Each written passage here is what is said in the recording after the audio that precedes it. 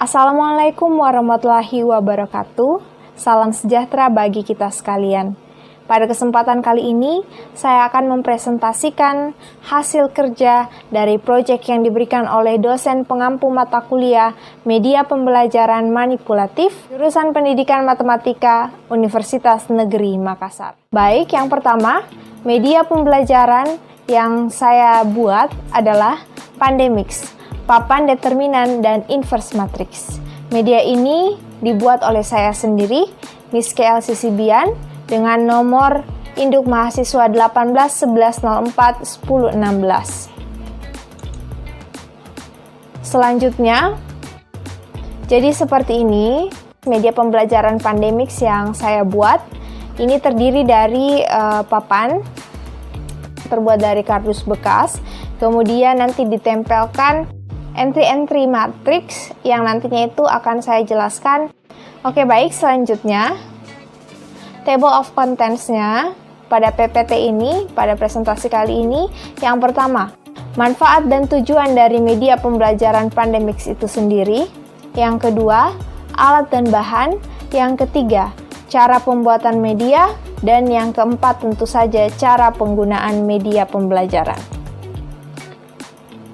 Yang pertama, tujuan dan manfaat media pembelajaran Pandemix. Nah, jadi tujuan dari papan determinan dan inverse matrix ini itu awalnya dibuat dengan tujuan untuk agar para siswa lebih mudah dalam mencari inverse dan determinan matriks 2x2 bahkan 3x3. Nah, kemudian pembuatan media ini didasari oleh konsep-konsep dari inverse dan determinan matriks itu sendiri. Nah, untuk matriks 2x2 di sini saya menggunakan konsep determinan dan inverse matriks yang diajarkan di sekolah.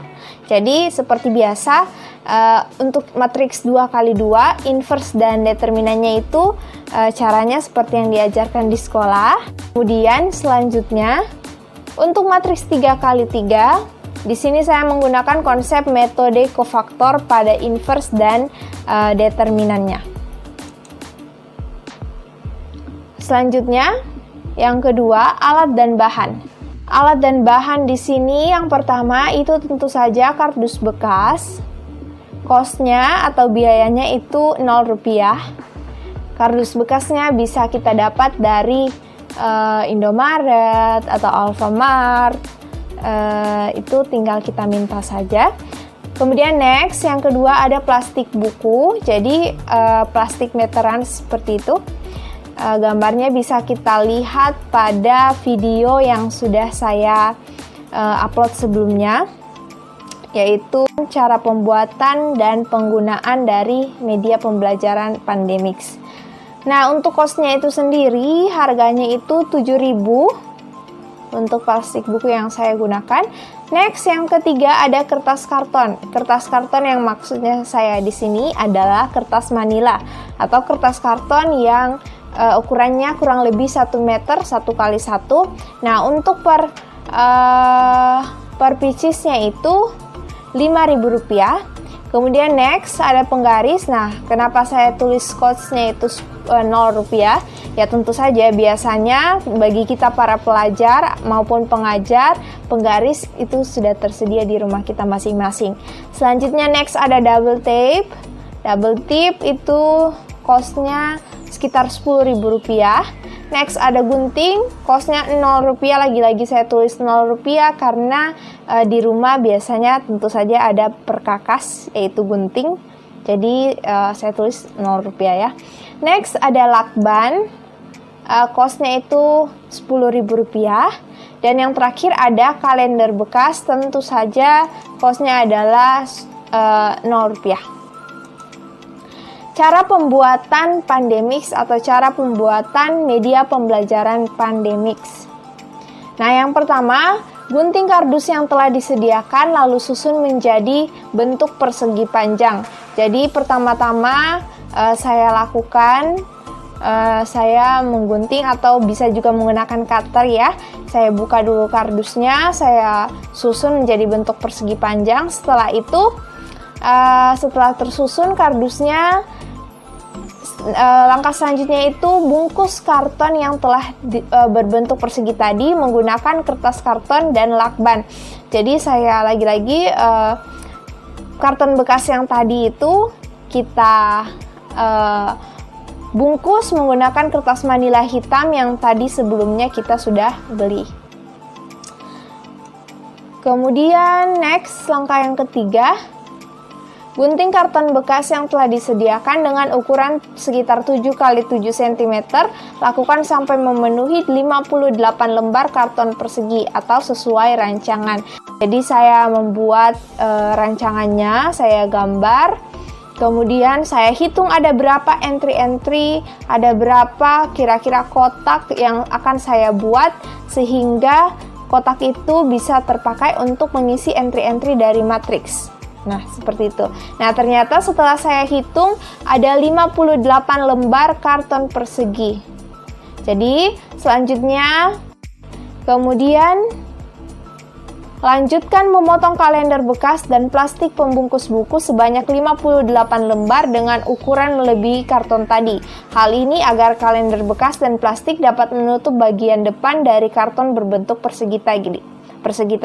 Nah, jadi guna dari kalender bekas ini, jadi yang terpakai itu adalah bagian di belakangnya ya. Bagian belakang dari kalender bekas atau bagian yang putih, bukan yang bagian yang ada tangkalnya. Bagian putih itu berguna sebagai tempat untuk menuliskan entry-entry matriks maupun hasil dari perhitungan inverse maupun determinan matriks itu sendiri. Nah, jadi supaya karena nanti entry-entrynya itu diisi menggunakan spidol, maka kalau hanya kalender saja, belakang kalender putih itu biasanya tidak bisa hilang dan tidak bisa dihapus, sehingga perlu menggunakan plastik agar spidol yang entry-entry itu dan media pembelajaran ini sendiri bisa digunakan berkali-kali, jadi tidak sekali pakai saja, seperti itu. Jadi itulah guna dari si plastik pembungkus buku tadi. Selanjutnya kita bungkus. Jadi karton dulu, setelah karton kemudian si kalender bekas yang di belakangnya ya, belakang kalender bekas yang warna putih, sisi yang putih, kemudian selanjutnya baru kita bungkus dengan si plastik buku yang tadi yang telah kita beli. Nah, setelah dibungkus, setelah dilem menggunakan double tip maupun lakban. Nah, setelah itu selanjutnya tempelkan double tip di bagian belakang karton berukuran 7 x 7 cm tadi, lalu rekatkan ke karton yang telah dibungkus oleh kertas karton hitam. Jadi si kertas karton hitam tadi yang sudah kita bungkus itu sebagai papannya. Kemudian si kotak-kotak kecil 58 kotak tadi itu sebagai tempat untuk menuliskan entry-entry. Kemudian si kotak-kotak tadi kita berikan double tip, lalu kita rekatkan pada papan hitam tadi, kertas karton yang hitam tadi. Setelah itu, setelah kita rekatkan, kemudian print tulisan yang ada pada rancangan. Jadi kita print tulisan Pandemix. Kemudian keterangan-keterangan lain seperti inverse, determinan, tanda sama dengan, tanda kurang, tanda tambah, dan lain-lain sebagainya. Itu akan saya sisipkan, jadi tanda-tandanya itu seperti ini. Nah, jadi rancangannya itu seperti ini. Oke. Next, langkah terakhir, print tulisan yang ada pada rancangan lalu gunting dan tempelkan pada karton yang telah dibungkus kertas karton hitam. Nah, langkah terakhir seperti yang saya bilang tadi, print tulisan itu kemudian kita gunting. Setelah digunting, lalu kita tempelkan pada kertas karton hitam yang di sini itu sebagai papannya itu sendiri. Nah, untuk cara penggunaannya sebenarnya saya sudah jelaskan pada video sebelumnya. Bisa dicek pada video berikut ini. Nah, seperti itu. Jadi, video lengkapnya untuk cara penggunaan itu seperti itu. Dengan berakhirnya slide ini, berakhir pula presentasi saya pada kesempatan kali ini. Kiranya apa yang saya paparkan di atas bisa berguna dan bisa bermanfaat bagi kita semua. Sekian dan terima kasih.